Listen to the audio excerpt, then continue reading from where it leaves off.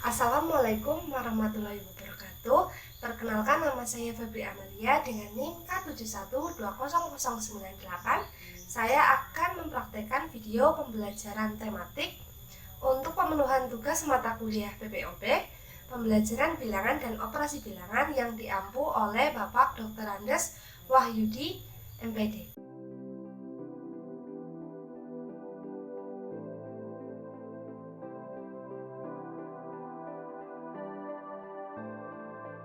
Untuk tujuan dari pembelajaran kali ini, yang pertama, siswa diharapkan mampu mengidentifikasi sifat-sifat operasi pembagian pada bilangan caca. Yang kedua, siswa dapat menyelesaikan perhitungan pembagian dengan menerapkan sifat-sifat operasi pembagian pada bilangan caca dengan benar. Yang ketiga, siswa dapat menyelesaikan soal cerita pembagian sederhana dengan benar. Halo anak-anak semua, semuanya udah siap kan belajar? Tentunya harus selalu siap dan juga semangat ya. Karena kali ini kita akan belajar mengenai materi sifat-sifat operasi pembagian pada bilangan caca.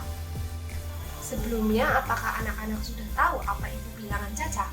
Bilangan caca adalah himpunan bilangan bulat yang tidak negatif atau himpunan bilangan asli ditambah 0.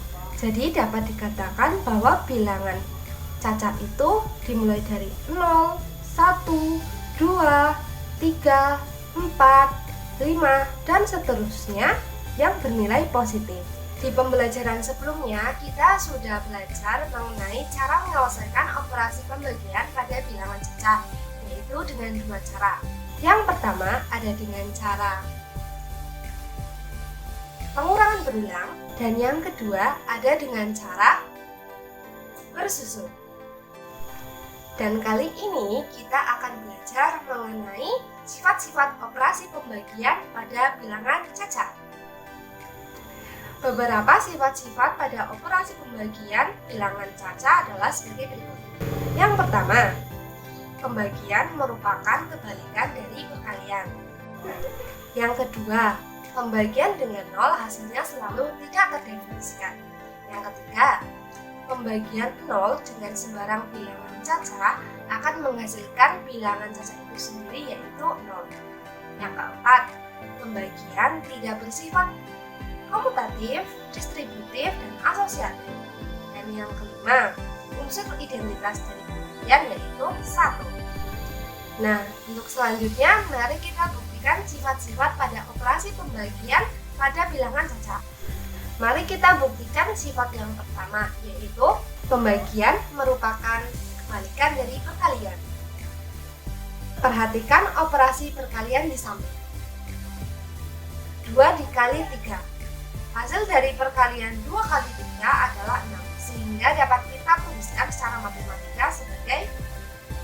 Nah, untuk dapat membuktikan sifat yang pertama ini, kita tinggal kembalikan saja 6 dibagi 2 sama dengan 3, atau 6 dibagi 3 sama dengan 2. Jadi dapat kita buktikan bahwa operasi pembagian merupakan kebalikan dari operasi perkalian. Atau dapat kita simpulkan A dikali B sama dengan C, maka C dibagi B sama dengan A, atau C dibagi A sama dengan B. Sifat yang kedua, pembagian dengan 0 hasilnya selalu tidak terdefinisikan. Pasti penasaran kan, kenapa bisa pembagian dengan 0 hasilnya selalu tidak terdefinisikan? Mari kita buktikan bersama-sama. Coba lihat pembagian berikut ini. 10 dibagi 0, 9 dibagi 0, dan 6 dibagi 0. Berapa hasil dari ketiga operasi pembagian tersebut? Ternyata tiga-tiganya mempunyai jawaban yang sama, yaitu tidak terdefinisikan. Misal, jika ada 4 permen yang akan dibagikan kepada 2 anak, maka tiap anak akan mendapat berapa permen anak-anak? Tentunya akan mendapatkan 4 dibagi 2 permen per anak. Nah, bagaimana jika sekarang anak-anaknya tidak ada? Bisakah kita membagikan 4 permen kepada 0 anak? Jelas tidak bisa, karena anak-anaknya saja tidak ada, mana mungkin bisa dibagikan. Jadi pembagian dengan pembilang 0 hasilnya akan selalu tidak terdefinisi karena kita tidak bisa membagikan teman-teman kepada 0 anak. Nah, sifat yang ketiga yaitu apabila 0 dibagi dengan sembarangan bilangan caca akan menghasilkan bilangan caca itu sendiri yaitu 0. Untuk membuktikan sifat yang ketiga, mari kita lihat operasi pembagian di samping. Ingat bahwa pembagian merupakan kebalikan dari perkalian. Operasi di samping 0 dibagi 1 hasilnya adalah 0. Sekarang kita balik, 0 dikali 1 sama dengan 0. Sifat yang keempat yaitu bahwa pembagian tidak bersifat komutatif, asosiatif, dan juga distributif. Mari kita buktikan satu persatu. Mari kita buktikan terlebih dahulu bahwa pembagian itu tidak bersifat komutatif. Artinya, jika A dan B adalah bilangan caca, maka A dibagi B tidak sama dengan B dibagi A. Contohnya, kita lihat ya di samping. A dibagi B tidak sama dengan B dibagi A. 4 dibagi 2 tidak sama dengan 2 dibagi 4. Karena hasil 4 dibagi 2 adalah 2 dan 2 dibagi 4 adalah hasilnya 0,5. Jadi terbukti bahwa pembagian itu tidak bersifat komutatif. Selanjutnya, mari kita buktikan bahwa pembagian itu tidak bersifat asosiatif. Artinya, jika A, B, dan C merupakan bilangan caca, A dibagi B dalam kurung dibagi C tidak akan sama dengan A dibagi B dibagi C di dalam kurung. Contohnya, 24 dibagi 6 di dalam kurung dibagi 2 tidak akan sama dengan 24 dibagi 6 dibagi 2 dalam kurung, karena pada operasi yang pertama hasilnya adalah 2 dan operasi yang kedua hasilnya adalah 8. Jadi terbukti bahwa pembagian itu tidak bersifat asosiatif. Sifat yang selanjutnya yaitu bahwa pembagian tidak bersifat distributif terhadap penjumlahan dan juga pengurangan. Artinya jika A, B, dan C merupakan bilangan caca, maka A dibagi B dibagi C di dalam kurung tidak akan sama dengan di dalam kurung A dibagi B ditambah di dalam kurung A dibagi C. Atau dalam pengurangan A dibagi B dikurang C tidak akan sama dengan A dibagi B dikurang A dibagi C. Contohnya, 30 dibagi 10 ditambah 5 dalam kurung hasilnya tidak akan sama dengan 30 dibagi 10 di dalam kurung ditambah 30 dibagi 5 di dalam kurung. Karena pada operasi yang pertama hasilnya adalah 2 dan yang kedua hasilnya adalah 11. Atau contoh lainnya dalam pengurangan adalah 20 dibagi 10 dikurang 5 dalam kurung hasilnya tidak akan sama dengan 20 dibagi 10 dalam kurung dikurang 20 dibagi 5. Karena pada operasi yang pertama hasilnya adalah 4 dan pada operasi yang kedua hasilnya adalah minus 2. Jadi dapat kita simpulkan bahwa pembagian itu tidak bersifat distributif terhadap pertambahan dan juga pengurangan.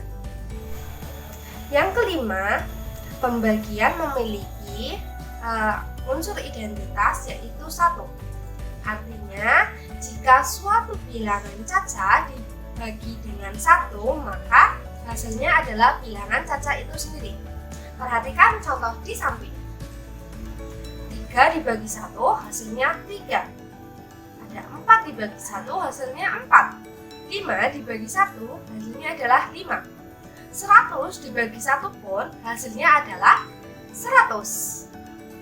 Dan seterusnya. Jadi dapat kita simpulkan bahwa unsur identitas dari pembagian adalah 1.